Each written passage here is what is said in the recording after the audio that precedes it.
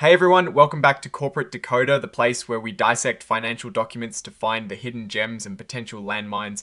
And boy, do we have a gem or maybe a carefully disguised pitfall for you today with Coatue Innovative Strategies Fund. Alright, let's dive into this filing from Coatue Innovative Strategies Fund, a company that is essentially navigating the cutting edge of innovation.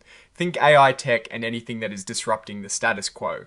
They are a closed-end fund, meaning your investment is kind of locked in for a while. And they are not diversified, which means they can put a big chunk of their money into just a few companies a strategy that can lead to big wins or big losses. Now, the immediate thing that jumps out here is the different classes of shares class S, class D, and class I. This is usually a way for funds to cater to different investor types and different fee structures. Class S shares come with a sales load of up to 3.50% and Class D shares have a load of up to 2.00%. This is like an upfront fee you pay when you buy. Class I shares, on the other hand, are sold without any sales load, but these are typically for institutional investors with much larger investment minimums, as we see here. The minimum for Class I shares is a cool $1 million, while for S&D shares it is $50,000. Remember, this upfront load means you need to make a certain amount of return just to break even on that initial fee. When we look at shareholder transaction expenses, this is where you see those upfront costs. For Class S shares, you could be paying up to 3.50% as a sales load, and for Class D, it is 2.00%. Class I shares avoid this entirely. There is also an early repurchase fee of 2.00% if you decide to sell your shares back to the fund before you've held them for a year.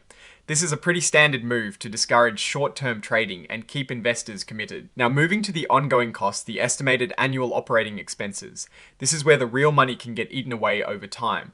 The advisory fee is a solid 1.25% across all share classes, which is what they pay Coatue management for managing the fund. Then there is the incentive fee, which is where it gets interesting. This is a performance base fee of 2.07% for all classes. This means Coatue gets a cut of the profits, which can be a great motivator, but it also means your returns are directly tied to their success and their willingness to take risks. Adding it all up, for Class S shares, you are looking at a total annual expense of 4.31%. For Class D, it is 3.71%. And for Class I, it is 3.46%. These numbers are significant. Think about it, if the fund returns 5% before these fees, you are left with a fraction of that. Even a few percentage points difference in fees each year can massively impact your long-term gains. This is why understanding expense ratios is so crucial in investing. It is like a hidden tax on your returns. Their core investment game plan is simple on the surface to grow your money over the long term, but how they plan to do that by focusing on innovation companies. This is a broad term, but they specify sectors like technology, media, telecom, and even areas disrupted by innovation like energy, healthcare, and finance. They are particularly keen on companies using artificial intelligence or AI, including generative AI, which is a hot area right now. This focus can be a double-edged sword. If these innovation trends boom, Coatue could see massive gains. But if they misjudge these trends or if the innovation fizzles out, they could face significant losses. Now, let's talk about liquidity for a closed-end fund. Liquidity is always a concern. They offer periodic repurchase offers, typically no more than 5% of the fund's net assets quarterly. But here is the kicker, they might not be able to repurchase all shares requested, especially if the fund's investments are illiquid. This means you could be stuck holding your shares longer than you'd like, and a 2% early repurchase fee if you do get out within a year. It is important to remember that this fund is designed for long-term investors, those who can afford to have their money tied up for extended periods. One of the biggest risks they highlight is management risk. This is a fancy way of saying the fund's success heavily relies on the skills of the people running it. Specifically Coatue management, losing key personnel could seriously hurt performance, and they admit that replacements might be hard to find. So, a lot of your investment's fate rests on the shoulders of Philippe Lafont and his team. They are also a non-diversified fund. This means they can put a large chunk of their capital into a few investments. While this strategy can amplify gains if those investments perform well, it also dramatically increases the risk if they perform poorly. A single bad investment could have a huge impact on the entire fund. A significant chunk of their portfolio involves private assets where market quotes are not readily available. This brings valuation risk. It means they have to estimate the fair value of these investments, which is inherently subjective and can lead to discrepancies between the estimated value and the actual selling price. This uncertainty can affect fees, buy and sell prices, and ultimately the returns for shareholders. Diving deeper into their investment strategy, the risks associated with innovation companies are clearly laid out.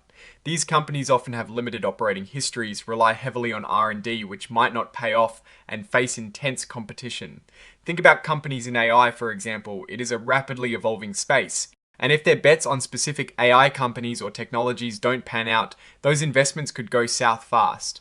They also mention the importance of intellectual property protection and the potential for legal battles, which can drain resources and negatively impact value. Now, for something that really stands out, they mention that at times a portion of the fund's assets may be invested in cryptocurrencies and other digital assets. They cap these direct holdings at 10%, but still, this introduces a whole new level of risk, volatility, security breaches, regulatory uncertainty. And the evolving nature of this asset class are all significant concerns. They even mention Coinbase Custody as their custodian for these digital assets, a state-chartered trust company, which comes with its own set of regulatory nuances. This is a bold move, signaling their willingness to explore very cutting-edge and frankly, very risky investment areas. The tax implications are quite detailed, especially for non-US shareholders and US shareholders alike, with complex rules around distributions, capital gains, and even the tax treatment of repurchase of shares. They make it very clear that everyone needs to talk to their own tax advisors, which is always the safest bet when diving into these kinds of documents.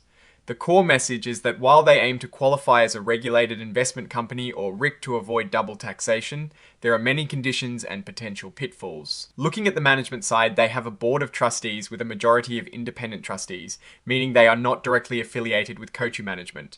This is a good sign for governance. Annette Capretta, Stephen Harvey, and Tommy Huey are the independent trustees. Nathan Urquhart, on the other hand, is an interested trustee due to his role as president and head of investor relations at Coatue Management. The fund also has officers like Philippe Lafont as CEO and Eric Sachs as CFO, all of whom are affiliated with Coatue. So, what is the big picture here? Coatue Innovative Strategies Fund is clearly playing in the high-stakes, high-reward arena of innovation.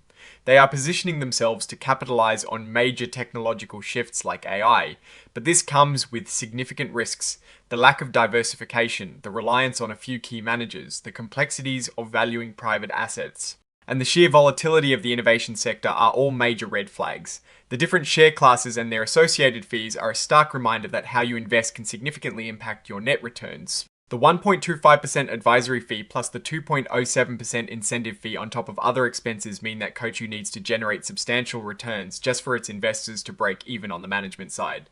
For Class S shares, you are looking at potentially over 4% in annual expenses. That is a high bar, however. If Coatue's bets on AI and the next wave of innovation pay off, shareholders could see impressive gains. Their strategy of investing across the entire life cycle of innovation from private to public markets gives them a broad playing field. The inclusion of cryptocurrencies, while capped, shows an aggressive forward-thinking approach, albeit one that significantly ups the risk profile. Ultimately, this is a fund for investors who understand and can tolerate high risk, have a long-term investment horizon, and are comfortable with a concentrated, actively managed portfolio driven by a single investment advisor. The potential for significant returns is there. But so is the potential for significant losses. It is a calculated gamble on the future of innovation. Alright, that is our deep dive into the Coatue Innovative Strategies fund filing. What is your take on their approach to innovation investing and those hefty fees? Let us know in the comments below if you found this breakdown valuable. Smash that like button and subscribe for more corporate dissections. And hey, don't forget to join our Discord community for more in-depth discussions. It is linked right in the description. Thanks for watching Corporate Decoder, and we'll see you in the next one.